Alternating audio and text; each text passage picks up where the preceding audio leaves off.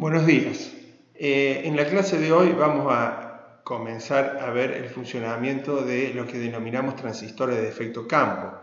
Nosotros, clases anteriores, habíamos estudiado el funcionamiento de los transistores bipolares, que era un semiconductor de 3 terminales, en el cual en el terminal de salida, en el colector, lográbamos una corriente proporcional a la corriente de entrada, pero muchas veces superior, dado por la ganancia de corriente beta o HFE. O sea que el transistor bipolar se comportaba o se comporta como una fuente de corriente dependiente de una corriente de entrada. En este caso, los transistores de efecto campo, vamos a ver que la salida es una fuente de corriente, pero en vez de depender de una corriente de entrada, depende de una tensión de entrada.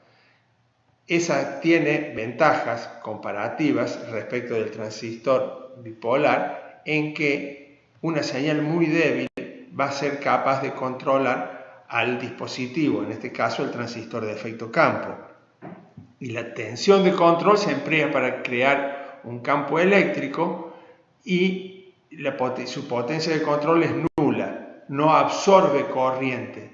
Esto es muy ventajoso porque si mi señal es muy débil y no es capaz de proporcionar corriente, es interesante utilizar este tipo de transistor.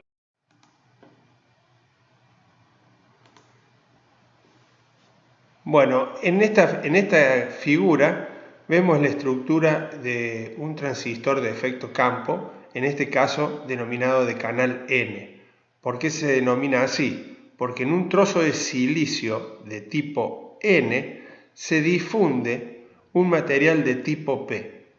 A ambos lados del canal se conectan dos terminales, uno denominado drenaje y el otro denominado fuente. El tercer terminal del transistor se conecta al material P y se denomina gate o compuerta. En esta figura vemos la simbología donde en este transistor es un JFET de canal N, vemos que la flecha va hacia adentro, y esta la de un JFET de canal P donde la flecha va hacia afuera.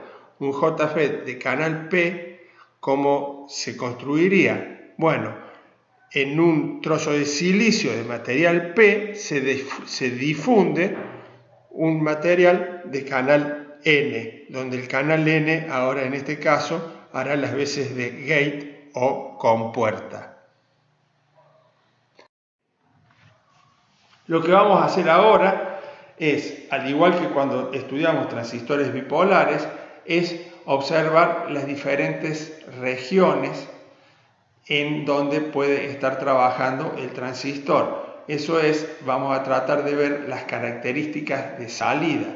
En un transistor bipolar veíamos que teníamos una región de corte, teníamos una región de saturación, que ambas eran zonas prohibidas si yo utilizaba el transistor como amplificador, y una región lineal, que esa es la región en donde el transistor bipolar, en el caso que estamos mencionando, se cumplía que la corriente de colector era beta veces la corriente de base. Por lo tanto, por eso se le denominaba la zona lineal.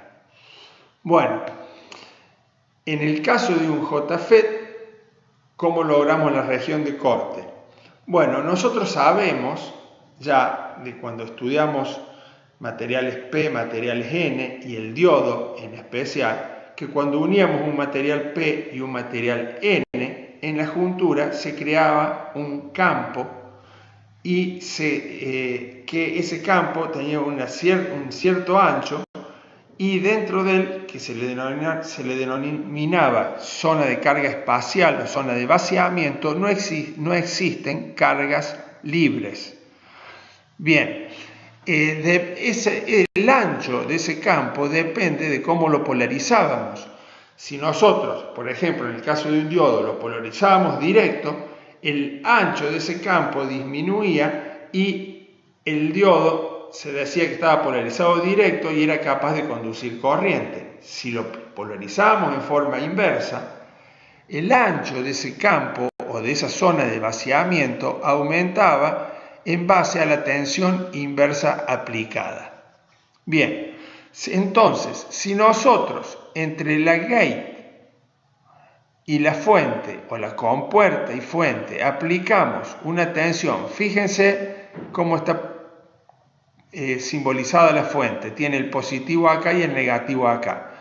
Pero dice que si yo le aplico una tensión negativa, que sería lo mismo que invertir esta fuente, este diodo va a estar polarizado en forma inversa. ¿Por qué? Porque el positivo está conectado al canal N y el negativo al canal P. De ahí su signo negativo. Bien, si yo aumento la tensión inversa aplicada, el ancho de la zona de vaciamiento se empieza a ensanchar hasta que va a llegar un punto en que la tensión, que la voy a llamar B sub P, ocupa todo el canal que existía entre el drenaje y fuente. Por lo tanto, si esta es una zona de vaciamiento, no hay cargas libres, con lo cual, por más que yo aplique una tensión entre drenaje y fuente, la corriente que va a circular es cero porque el canal está todo ocupado por la zona de carga espacial o la zona de vaciamiento. Esa tensión se denomina B sub P o tensión de estrangulamiento. ¿Por qué? Porque estrangulo todo el canal, con lo cual es imposible que yo aplicando una tensión entre drenaje y fuente pueda hacer que haya una circulación de corriente entre el drenaje y la fuente. A esa tensión, recuerden, la denomino B sub P. Y es una tensión negativa porque tengo que polarizar en forma inversa el diodo entre gate y fuente. A esa zona se le denomina región de corte.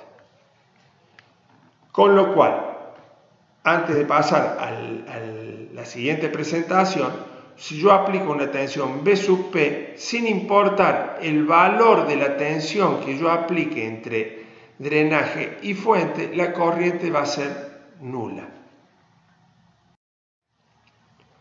Bueno, vamos a ver ahora lo que se denomina región lineal. Para eso vamos a hacer dos tipos de estudio.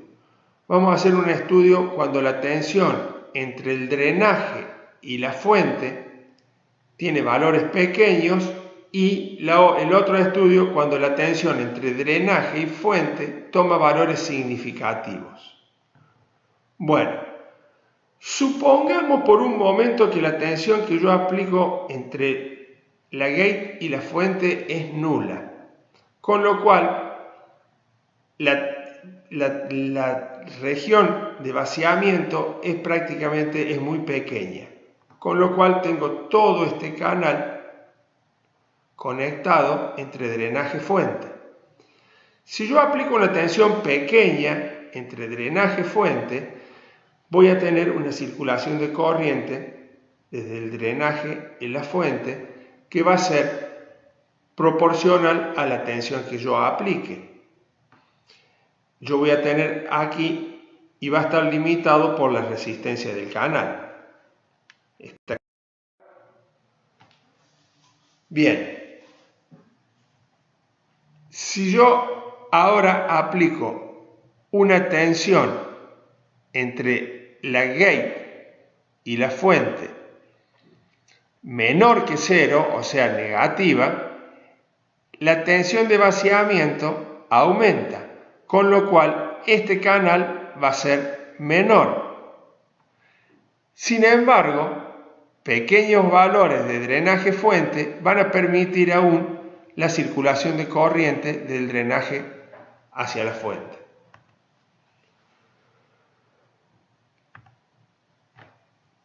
¿Eso qué significa? Que la corriente de drenaje tiene doble dependencia. Una dependencia es como ya vimos, la tensión que yo aplique entre drenaje y fuente. Mientras mayor sea esa tensión, mayor va a ser la corriente. La otra dependencia va a ser la tensión entre gate y fuente que yo aplique.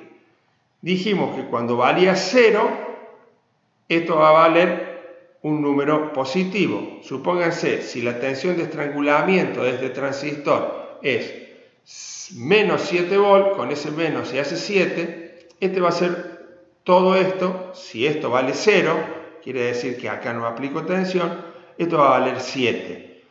Si yo ahora empiezo a variar esta fuente y a aumentarla hacia valores negativos, esto en vez de ser 7 va a ser 6, 5, etc. Con lo cual vemos una doble proporcionalidad. Una, el drenaje fuente, y otra entre la gate y fuente.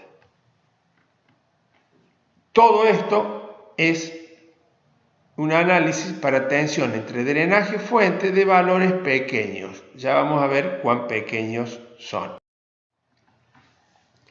Eso quiere decir lo siguiente: si yo dibujo corriente de drenaje en función de tensión drenaje-fuente y supónganse para tensión de gate y fuente 0, a medida que yo aumento la tensión entre drenaje-fuente, la corriente sube en forma lineal. Estamos en esta zona, hasta este punto. Hasta este punto vamos a considerar que la tensión entre drenaje y fuente es pequeña. Vamos a ver qué pasa con valores mayores de tensión drenaje-fuente.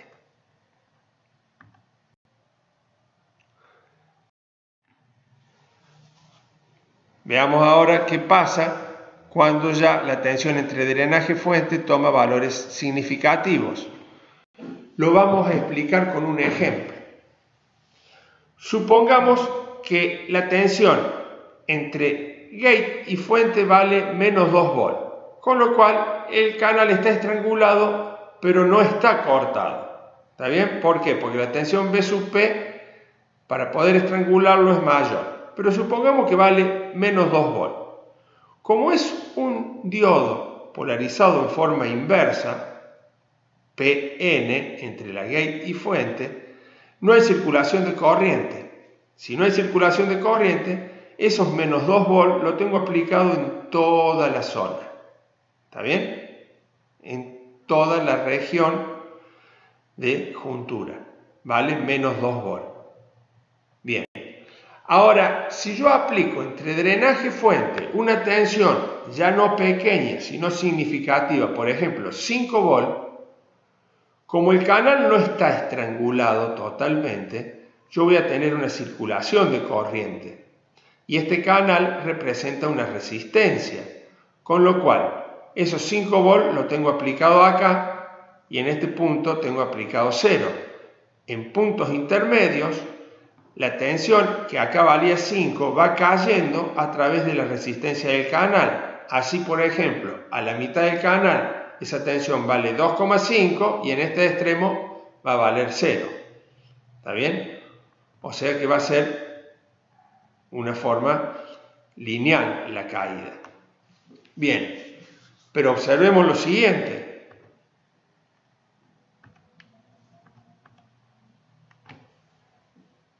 En el punto próximo al drenaje tengo en la tensión de gate, en la región P tengo menos 2 volt. En la región de drenaje tengo los 5 volt aplicados. Con lo cual, la diferencia de tensión que yo tengo acá vale 7 volt. Con lo cual, entre la región P y la región N tengo aplicada una tensión de 7 volt. Con lo cual, el campo que se me va a crear o la zona de vaciamiento va a ser proporcional a esos 7 volt. Bien, si yo me dirijo más hacia la región de la fuente, en este punto, toda esa tensión de 5 volt cayó a 0, con lo cual acá tengo una diferencia solamente de 2 volt. Entonces, acá tengo 7 volt y acá tengo 2 volt, con lo cual la zona de vaciamiento es más ancha en esta región que en esta, con lo cual la resistencia del canal no es la misma en esta zona que en esta. Acá tengo menos resistencia porque tengo más área y acá tengo menos resistencia, con lo cual la resistencia ahora no se distribuye linealmente.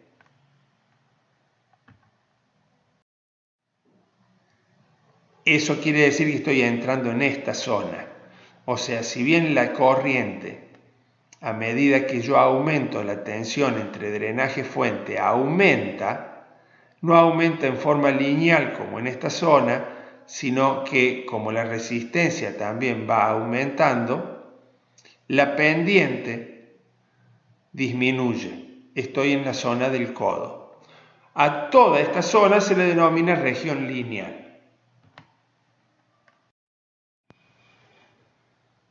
Bueno, ahora vamos a ver lo que se denomina región de saturación. Recién estábamos en la región lineal y habíamos entrado en la zona del codo.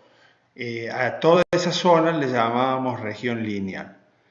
Si nosotros seguimos aumentando el valor de la tensión entre drenaje y fuente, recién por ejemplo lo teníamos en 5 volts, si nosotros seguimos aumentando eso, lo que va a ocurrir que en la zona próxima al drenaje, el canal se va a terminar estrangulando. ¿Qué quiere decir? Que la diferencia entre la tensión que yo aplico entre la gate y fuente menos la tensión que tengo aplicada en el drenaje se va a aproximar a BP y se va a estrangular en la zona del drenaje el canal. Entonces, ¿qué va a pasar? ¿Qué fenómeno va a ocurrir? Que si yo ahora sigo aumentando la tensión entre drenaje y fuente, uno tendería a pensar de que la corriente va a aumentar porque aumento la tensión. Pero como si yo sigo aumentando, el canal se va a seguir estrangulando, con lo cual la resistencia va aumentando. Entonces, a un aumento de la tensión drenaje-fuente, que tendería a hacer aumentar la corriente, le sigue un aumento de resistencia, con lo cual la corriente se mantiene constante. Hemos entrado en la zona de saturación. Hay que hacer una salvedad. Nosotros cuando veíamos la zona de corte, decíamos que la zona de corte, que era cuando no circulaba corriente, era cuando yo aplicaba entre la gate y la fuente una tensión B sub P, que era la tensión de estrangulamiento. Acá el estrangulamiento se da por otro fenómeno, por la diferencia entre esta tensión y esta tensión. Entonces el canal no termina de estrangularse definitivamente, sino que yo tengo una alta densidad de corriente acá, pero no se estrangula como cuando yo aplicaba una tensión entre gate y fuente de BP. Vale hacer esa aclaración para no confundir con que yo estrangulo totalmente el canal. Si yo hiciera eso, no podría pasar corriente de un lado al otro. Entonces, volvemos a la explicación. Les repito, si yo aumento la tensión entre drenaje y saturación, como yo ya llegué casi al nivel de estrangulación, lo que va a ocurrir es que el canal se va estrechando, la resistencia va aumentando y por lo tanto la corriente se mantiene constante. Esto es básicamente lo que explica la proporcionalidad de la región de saturación.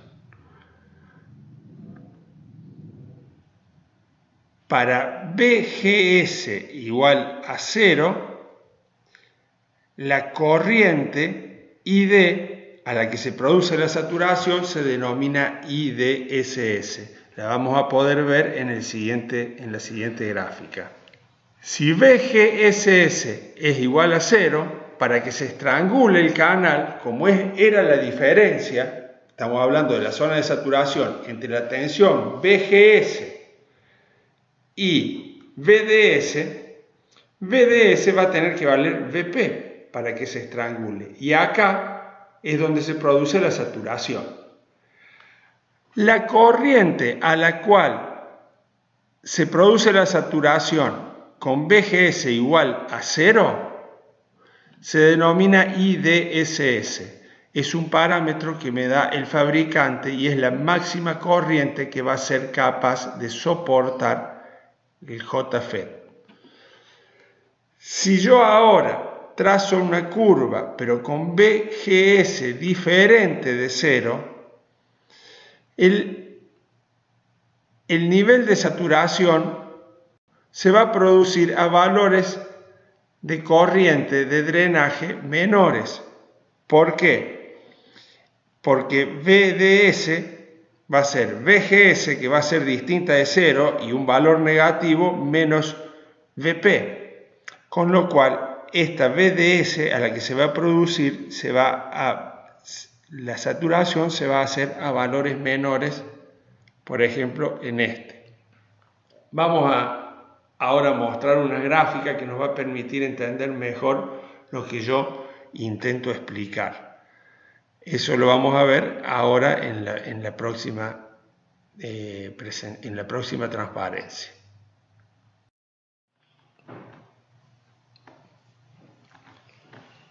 Esta es la curva de un JFET. Fíjense, para VGSS tengo IDSS, o sea, la zona de saturación se produce para una tensión VDS igual a VP. Si ahora VGS, la tensión entre la gate y la fuente, vale menos 1 volt, fíjense que la corriente a la que se satura es de un valor menor a IDSS y así sucesivamente. ¿Qué notan? Fíjense que esta característica es muy similar a la de los bipolares. Ahora, si ustedes lo observan un rato, van a ver algunas cuestiones diferentes. ¿A cuáles cuestiones me refiero? Vamos a comparar primero, claramente, en los bipolares, esto estaba dado para cada valor de corriente de base. ¿Está bien? Acá, más que corriente, es tensión entre la gate o compuerta y la fuente. ¿Está bien? O sea, la curva característica es para una tensión entre gate y fuente constante, mientras que antes era para una corriente de base constante. Acá tenemos la comparativa y acá vamos a poder ver algunos detalles. Este era un transistor bipolar. Fíjense, hacia arriba voy subiendo la corriente de base. Bien, observemos, por ejemplo, esta corriente de base es de 5 microamperes y yo ahora subo la corriente de base a 10 microamperes. La corriente de colector saltó de 1 ampere a 2 amperes, con lo cual el delta I de base, o sea, 10 microamperes menos 5 microamperes, que me da 5 microamperes, hace que el delta I de colector sea de 1 ampere, o sea, 2 menos 1. Si yo ahora me fijo en esta región y voy de una corriente de base de 15 microamperes a 20 microamperes, o sea, el delta sigue siendo 5 microamperes, la corriente de colector, la delta corriente de colector también vale 1 ampere. ¿Qué quiere decir? Que delta IC sobre delta IB es constante en cualquier región y es igual a beta. Bien, veamos ahora esta. Si yo salto de una tensión entre gate y fuente de menos 3 volt a menos 2 volt, el delta, tensión entre gate y fuente, es menos 1. y voy a saltar de una corriente, por ejemplo, de 2 amperes a 1 amper de corriente de drenaje.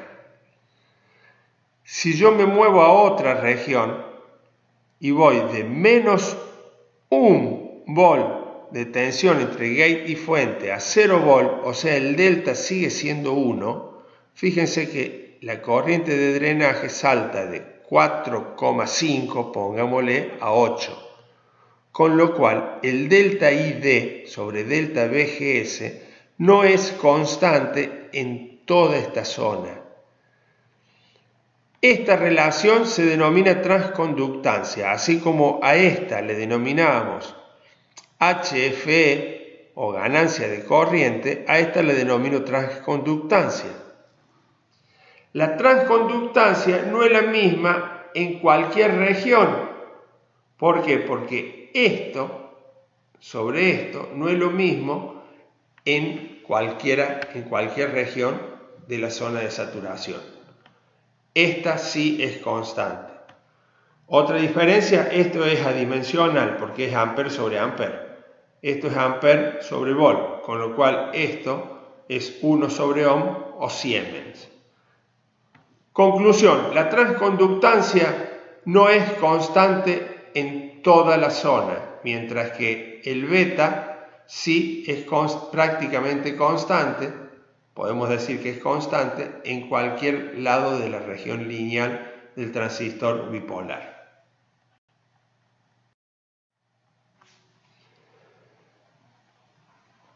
Entonces, decíamos que el beta es constante. ¿Cómo es GM? ¿Cómo varía GM a medida que yo me muevo en esta región? Varía de esta manera. Fíjense, esto es tensión entre gate y fuente versus corriente de drenaje. ¿Qué quiere decir? Mientras yo varío la tensión entre la gate y la fuente, tenemos una tensión de drenaje, una corriente de drenaje diferente. Esta es la curva.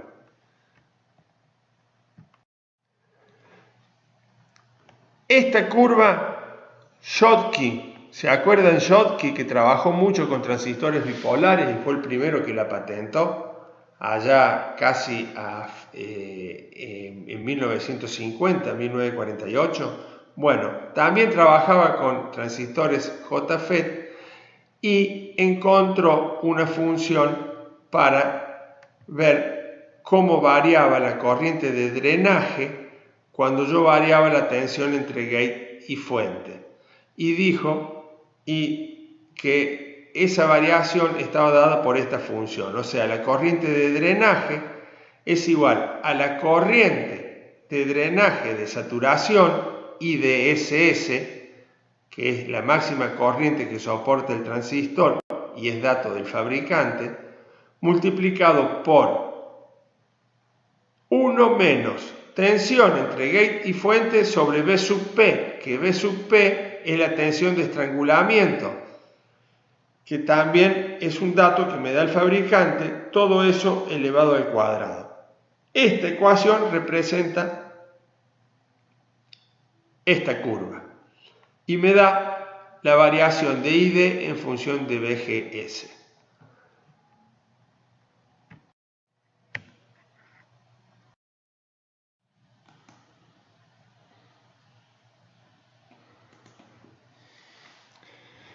Bueno, ya hemos visto las curvas características del JFET y ya entonces nos podemos poner a ver un circuito eléctrico equivalente del JFET que nos permita luego poder diseñar amplificadores.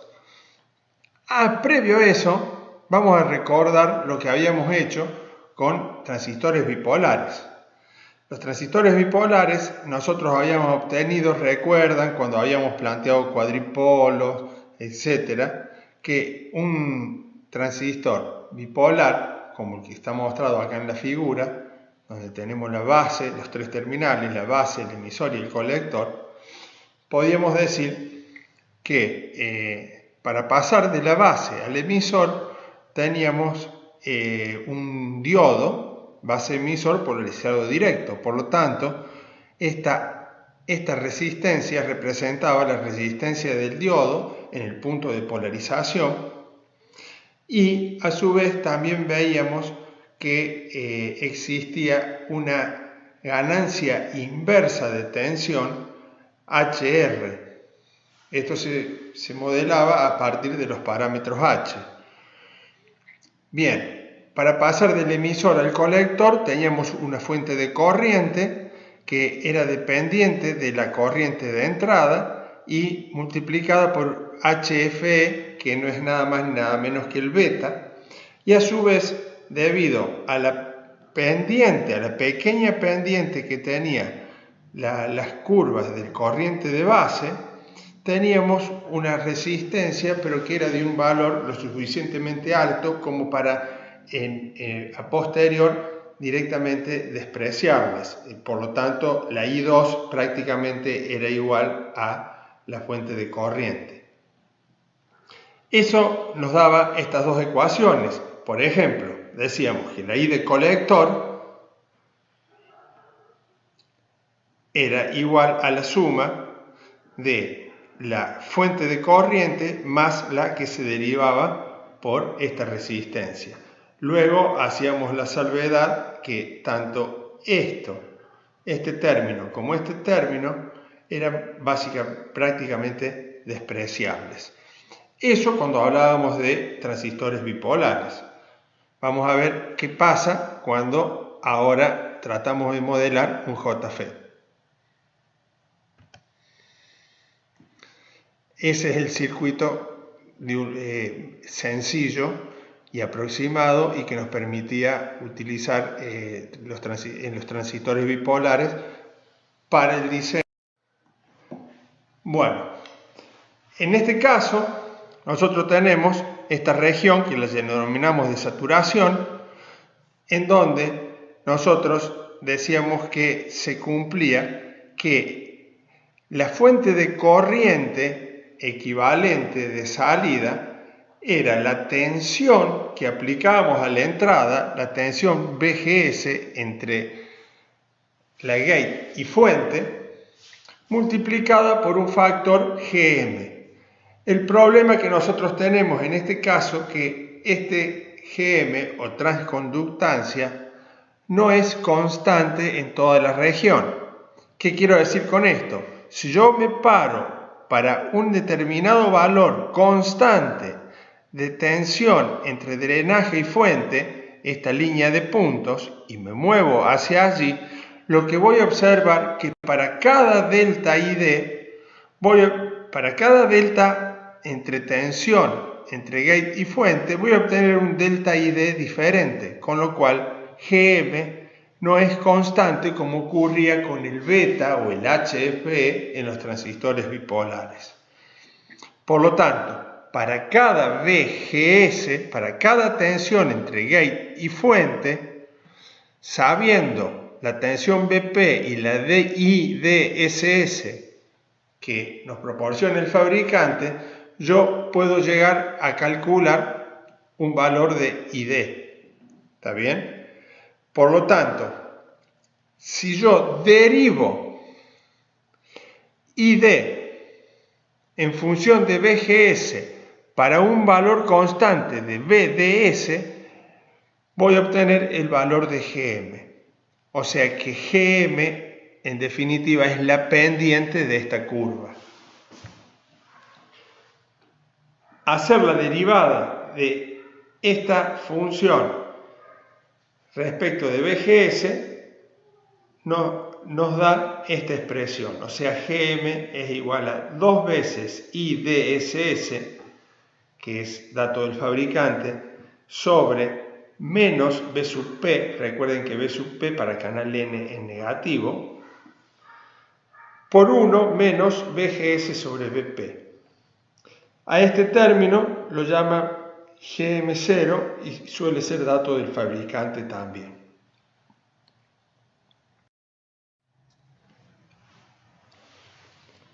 Por otro lado, de nuevo, en la misma analogía de los transistores bipolares, que antes esto estaba parametrizado con corriente de base, esta corriente de base no tiene una pendiente cero, es prácticamente cero. Si nosotros queremos ser finos, lo que tenemos que hacer es derivar esta corriente para dos valores diferentes, para dos valores diferentes de VDS, hallar los valores de ID. Fíjense que si yo me mantengo con VGS constante, ver el valor que corresponde a ID para este valor de VDS es prácticamente el mismo, el valor de ID de la corriente de drenaje para este valor de la tensión entre drenaje y fuente. Por lo tanto, esto prácticamente me va a dar un valor nulo, que quiere decir que prácticamente no varía ID si yo varío VDS. En definitiva, la corriente de drenaje pues la puedo poner como la suma de GM por delta VGS más 1 sobre RDS por delta VDS. Si yo considero que esto es prácticamente cero, porque esta pendiente es prácticamente horizontal, puedo decir que la delta ID es aproximadamente igual a GM por delta VGS. Recuerden que lo que estoy tratando de hallar es un circuito eléctrico equivalente al JFET.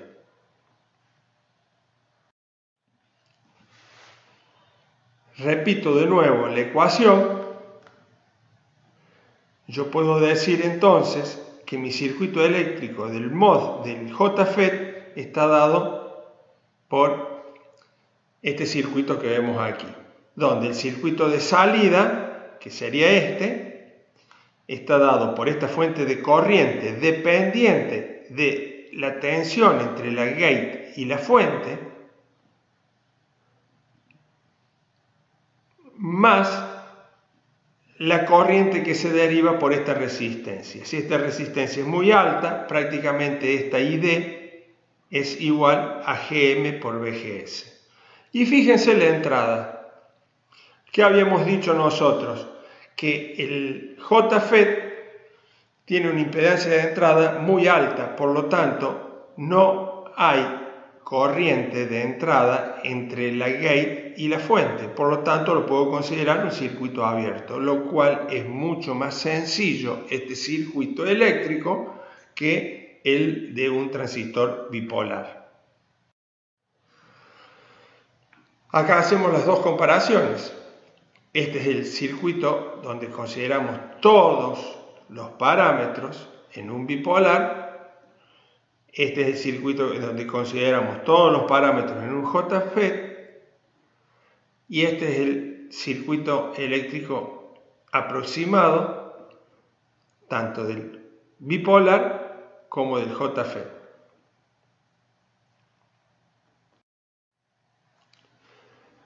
Veamos ahora configuración fuente común. Ustedes recuerdan que con los bipolares, inclusive ya han hecho ejercicios, han hecho la guía de trabajos prácticos, donde tenían configuración colector común, configuración emisor común. De la misma manera, con JFET podemos hacer amplificadores, configuración fuente común, fíjense que es muy similar al de un emisor común con algunas particularidades. ¿Cuáles son esas particularidades? Si nosotros hacemos el circuito de continua, o sea, para poder hallar un equivalente en continua y poder hacer malla de entrada, malla de salida y poder hallar los valores del punto Q, tanto de la corriente de drenaje del punto Q como la tensión entre drenaje y fuente del punto Q, ¿qué hacemos? No consideramos ni la señal de entrada ni la señal de salida, sino que hacemos un análisis en continua. Hacemos un Thevenin, este RG es el paralelo entre R2 y R1, BGG está dado por la tensión que me proporciona sobre la gate este divisor resistivo, ustedes ya saben cómo sacarlo, y eso me va a permitir hacer malla de entrada y malla de salida. Bien, si yo ahora quiero hacer mi circuito incremental para hacer análisis de alterna y poder sacar de este circuito la ganancia de tensión y corriente, tengo que hacer el circuito incremental, lo que denominamos circuito incremental. O sea, poner el equivalente del JFET, el equivalente eléctrico del JFET, y empezar a colgarle las distintas impedancias, las señales de entrada, señales de salida, etc. Por supuesto, consideramos estos capacitores infinitos, o sea, es un cortocircuito para la señal, ¿está bien? Y la señal y la fuente, pasivamos la fuente de continuo, o sea, esto es masa, con lo cual R2 en paralelo con R1 nos da el valor de RG. Eso es lo que tenemos acá en la gate. Ahora, si quiero pasar de la gate a la fuente, paso a través de un circuito abierto. Ya no tengo más una resistencia como tenía con los bipolares. Si miro la fuente, tengo RS. Para pasar de la fuente al drenaje, lo hago a través de la fuente de tensión, la fuente de corriente dependiente de BGS, de la tensión entre la gate y la fuente, y después tengo RD a masa, porque está pasivada esta fuente, y RL a masa, con lo cual RD me queda en paralelo con RL.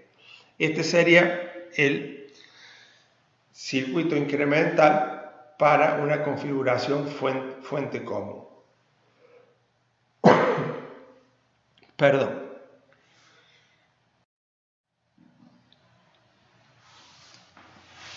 Bueno, de nuevo continúo con configuración fuente común. Voy a hacer unas preguntas y después voy a explicar qué es lo que ocurre. Por ejemplo, RS es el equivalente a la resistencia de emisor que yo colocaba en una configuración emisor común con transistores BJT. ¿Para qué servía RE? RE servía para estabilizar el punto Q. ¿Por qué? Porque ese punto Q se podía mover debido a cuestiones tales como la temperatura o también debido a que el beta con el que yo realicé los cálculos no es exactamente el del transistor que yo estoy usando. Recuerden que había mucha dispersión en beta. El fabricante daba un beta máximo y un beta mínimo, pero no me daba exactamente cuál era el beta del transistor con el cual yo tenía que realizar los cálculos. Por lo tanto, el punto Q se podía llegar a mover. Para que eso no ocurriera, colocábamos una RE, si esto fuera un transistor bipolar. En este caso no tenemos problema de estabilidad. Una vez ubicado el punto Q no se va a mover. Entonces la pregunta es, ¿para qué coloco RS si voy a estar disipando potencia? Es más, observen que acá yo podría haber puesto un capacitor para que RS desaparezca de mi circuito incremental y no disipe potencia. Tampoco lo coloco. Entonces, ¿cuál es la función de RS? La función de RS es la siguiente. Si este es un transistor JFET de canal N, la tensión entre la gate y la fuente tiene que ser de valor negativo. Fíjense, menos 3 volt, menos 2 volt, menos 1 volt. ¿Qué es eso? Es la tensión entre la gate y la fuente. Pregunta, si RS no existiera y yo esto lo coloco a masa, este punto, que es la tensión en la gate, es mayor que este, que es 0. Por lo tanto, la tensión entre gate y fuente va a ser positiva. Mi circuito no va a funcionar, mi amplificador no va a funcionar, porque yo necesito tensión entre gate y fuente negativa. Por lo tanto, agrego RS de tal manera que la tensión que yo tenga acá sea mayor que la que yo tengo en el divisor resistivo. Voy a tener que diseñarlo de esa manera, de tal manera que la tensión entre la gate menos la tensión entre la fuente me dé un valor negativo. Con lo cual, sí o sí, RS tengo que colocarlo y no está emparentado con problemas de estabilidad. Eso como primer consideración en el diseño. Ustedes después verán en la práctica cómo poder diseñarlo. La otra pregunta, si GM es un parámetro variable, ¿cómo evito la distorsión de la señal de salida? ¿Qué estoy diciendo acá? Si esta es mi recta de continua, sale de V sub DD y con una pendiente RD1 sobre RD más RS hasta cortar las ordenadas y obtener el valor de la corriente máxima. El punto Q es común tanto a la recta de alterna como a la recta de continua. Si yo estoy en el punto Q, yo sé que voy a excursionar por la recta de alterna. Antes, con los bipolares, excursionaba lo máximo que podía. Lo que se hace, debido a que GM no es el mismo en esta región que en este, y por lo tanto en esta zona puedo amplificar más que en otra, y por lo tanto se me va a distorsionar la tensión, lo que se hace con estos amplificadores con JFET es buscar la zona más lineal posible donde GM varíe muy poco y a su vez excursionar poquito. ¿Qué quiere decir? Yo no busco grandes ganancias de tensión. Yo digo, voy a amplificar mi señal 2 veces, 4 veces, 3 veces. No 20 veces como hacíamos con los bipolares. Bueno, ¿y entonces para qué me sirve? Me sirve porque si mi señal es muy débil, no puedo utilizar un transistor bipolar porque le va a pedir corriente y mi señal directamente va a desaparecer. Entonces, lo uso un preamplificador en el cual amplifico muy poquito, me muevo muy poquito, de tal manera de evitar que se me distorsione mucho la señal. A la salida de este preamplificador, ya sí puedo utilizar un amplificador con transistores bipolares. ¿Por qué? Porque la corriente que me pida la base me la va a dar la fuente, no me la va a dar la señal. Si no se entiende, en el práctico lo van a ver con mayor detalle. Básicamente entonces intenté explicar la función de RS, que no es un problema de estabilidad, sino que lo que necesito es una tensión negativa entre la gate y la fuente, y la otra es que como GM es un parámetro variable, voy a excursionar poquito en la zona donde menos me varíe GM, de toda manera que no me distorsione mucho la señal.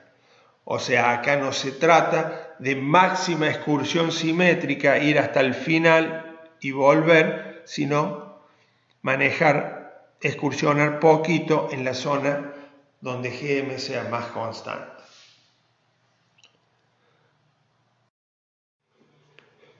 Bueno, ya sabemos cómo realizar la configuración fuente común. Este es el circuito incremental que habíamos obtenido en la filmina anterior. Lo que vamos a hacer ahora es ver cómo calcular ganancias de tensión y ganancias de corriente que no deberían traer mayor complejidad, dado que ustedes ya saben calcular ganancia de tensión y corriente en los bipolares. De todas maneras, veámoslo para el fuente común y quedará para el práctico la de drenaje común. Bueno, vamos a calcular entonces primero ganancia de tensión. Vamos a tratar de hallar una expresión de la tensión de entrada, y la tensión de entrada, que está aplicada entre estos dos puntos, la podemos poner en función de VGS. ¿Por qué la ponemos en función de la tensión entre gate y fuente? Porque la salida seguramente también va a quedar en tensión en función de la tensión entre gate y fuente, y vamos a poder simplificar de manera tal de que no nos queden las ganancias en función de las señales, que eso sería inadmisible. Bueno, la tensión de entrada, esta la puedo poner como la tensión entre la gate y la fuente más la caída en RS. La caída en la resistencia RS está dada por la corriente GM, la transconductancia, por la tensión entre gate y fuente multiplicado por RS, que es lo que tenemos acá, que lo podemos reacomodar de esta manera. Ya tenemos una expresión para la tensión de entrada. La tensión de salida será la corriente que circula por este paralelo entre RD y RL, que es lo que ponemos aquí, con signo negativo, porque si nosotros pusimos que es más menos, pero la corriente circula en esta dirección, quiere decir que está desfasada 180 grados el valor de la tensión. Bueno, realizando el cociente V0 sobre VI, que nos da la ganancia de tensión, obtenemos esta función de la ganancia de tensión. Veamos ganancia de corriente. De nuevo, V sub I la puedo escribir como VGS por 1 más RS por GM. Pero también la puedo escribir en función de la corriente de entrada, que es lo que me interesa. La corriente de entrada por RG, ya que para este lado, como tenemos impedancia infinita, no se deriva corriente, esta corriente de entrada atraviesa completamente a RG.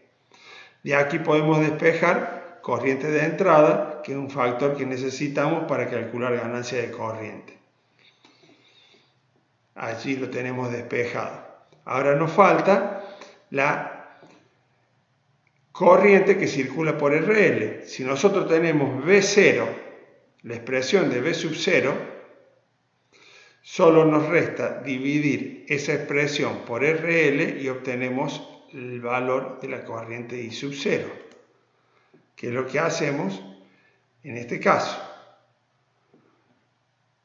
Haciendo I0 sobre I de entrada tenemos la ganancia de corriente, la expresión de la ganancia de corriente.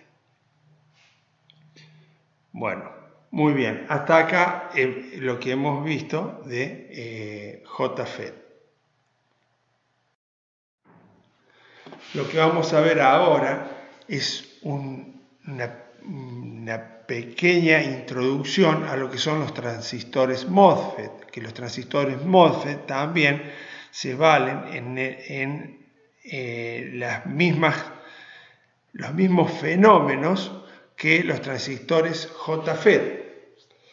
Los transistores MOSFET fueron los que realmente revolucionaron los transistores de efecto campo, debido a que la diferencia con el JFET, una de las diferencias fundamentales, es que en la gate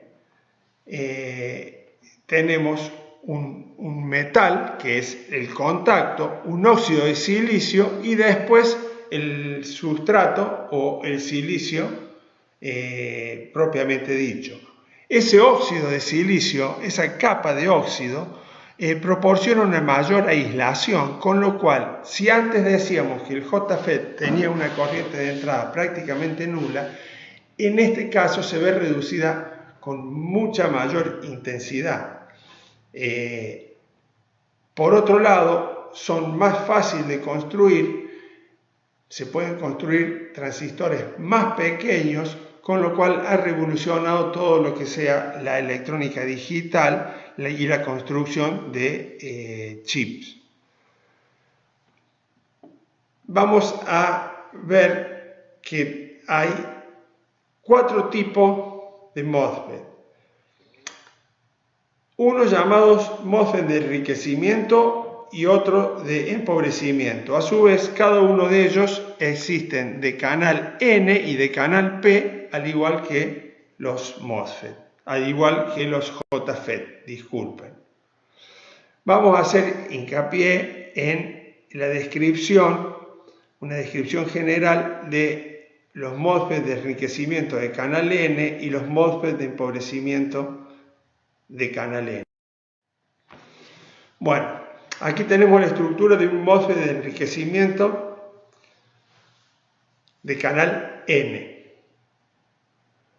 Fíjense que acá tenemos el óxido de silicio, esta capa representa el óxido de silicio, tenemos un material de silicio de tipo P al cual se le difunden en los extremos material de tipo N. A un material de tipo N se lo denomina drenaje y al otro se lo denomina fuente. La gate tiene el metal, el óxido y luego el material de tipo P. Vamos a aplicar una tensión entre gate y fuente y una tensión entre drenaje y fuente, tal como lo hacíamos con JFET, y vamos a ver cómo funciona este tipo de transistores. Supongamos que tenemos polarizada la tensión entre drenaje y fuente, pero la tensión entre gate y fuente vale 0. ¿Qué tenemos? Tenemos diodos polarizados en forma inversa, con lo cual no tenemos circulación de corriente. ¿Está bien?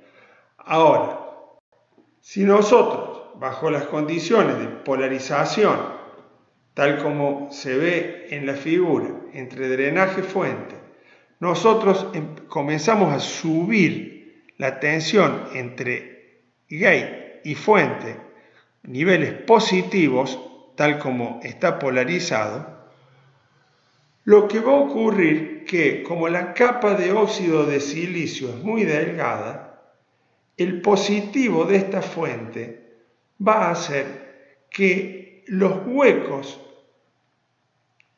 o lagunas del material P tiendan a alejarse de esta zona debido al rechazo que genera el positivo de la fuente, y a su vez va a atraer electrones. ¿Qué quiere decir? Que va a haber una redistribución no uniforme de cargas dentro del material P, con lo cual en esta zona va a haber como un exceso de electrones, con lo cual se conforma un canal N. Ese canal N puede unir el material N del drenaje con el de la fuente y permitir la circulación de corriente.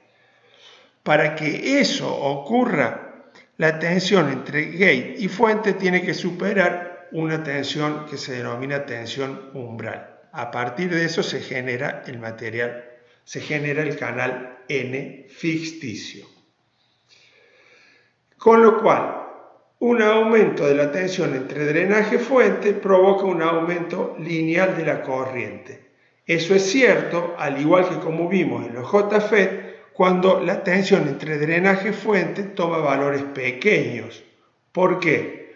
Porque cuando empieza a tomar valores considerables y próximos a la tensión umbral, el canal en la zona del drenaje se empieza a estrangular hasta que llega a la zona de saturación.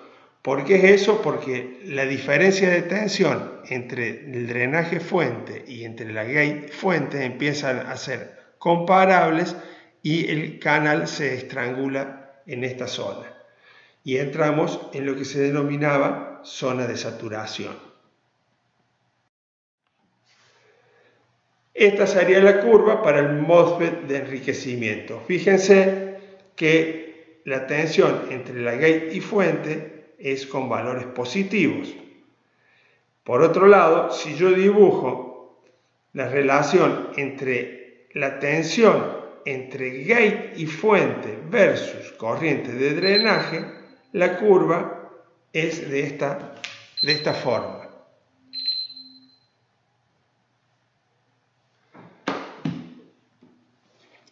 Esta ecuación es diferente a la de Schottky y en la zona de saturación toma este valor. La corriente de drenaje es igual a K, que K depende del material y del tamaño del MOSFET, multiplicado por la diferencia entre la tensión entre gate y fuente menos la tensión umbral, todo elevado al cuadrado.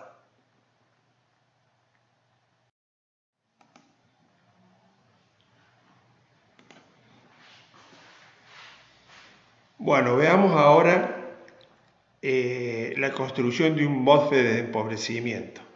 El MOSFET de empobrecimiento, como se ve en la figura, el canal ya está creado, ya que tenemos sobre un sustrato P, hemos puesto un sustrato de tipo N y tanto la fuente como la gate y el drenaje están sobre el sustrato N. Bueno, ¿cómo hacemos? Con lo cual, si nosotros tenemos que la tensión entre la gate y la fuente es 0 y aplicamos tensión entre drenaje y fuente, se va a establecer una corriente que va a circular desde el drenaje hasta la fuente sin ningún inconveniente por el canal N. ¿Cómo hago para estrangular el canal? Si yo aplico una tensión de valor negativo entre la gate y la fuente, lo que va a ocurrir es que esa tensión aplicada en la gate va a rechazar electrones, con lo cual el canal se va a empezar a estrechar. Nuevamente, para valores grandes entre drenaje-fuente, el mismo fenómeno que hemos estado estudiando en toda la clase, para grandes valores entre drenaje-fuente, vamos a llegar a la zona de saturación, en donde, por más que aumentemos la tensión entre drenaje-fuente, la resistencia del canal va a aumentar de tal manera de mantener la tensión constante. Esto es lo que tratábamos de explicar cuando aplicamos una tensión entre gate y fuente de valor negativo. Eso es para los MOSFET de empobrecimiento y en este caso de canal N. Esta es la gráfica. Va a cumplir con la misma ecuación de Schottky de los JFET. Y nosotros acá podemos ver que también podemos pasar a valores positivos de tensión entre gate y fuente. Lo que hacemos es enriquecer más el canal, con lo cual podríamos obtener mayores valores de corriente que la IDSS, que es para tensión entre gate y fuente igual a 0. Para esta curva, esta es la IDSS. Y la BP, que hace que se estrangule todo el canal, está representada en este punto, en donde la corriente, para este valor de BP, que en nuestro caso dice menos 3,5 volt, estrangulamos totalmente el canal y estaríamos en la región de corte. ¿Está bien? Luego tenemos la región lineal y para valores grandes de BDS tenemos la región de saturación. Bueno, con esto hemos concluido. Deberíamos hacer mención que lo que más se encuentra hoy comercialmente son los transistores MOSFET, porque son muy fáciles de construir, son capaces de conducir grandes corrientes en caso de utilizarlo en aplicaciones de electrónica de potencia, pero también en la parte lógica, en electrónica digital y para el armado de los chips son muy utilizados, ya que se pueden hacer gran cantidad debido a que su tamaño son muy pequeños y son fáciles de fabricar. Bueno, restará ahora la guía de trabajos prácticos sobre esto, que se va a basar básicamente en JFET. Bueno, nos estaremos viendo en la próxima clase. Que tengan buenos días.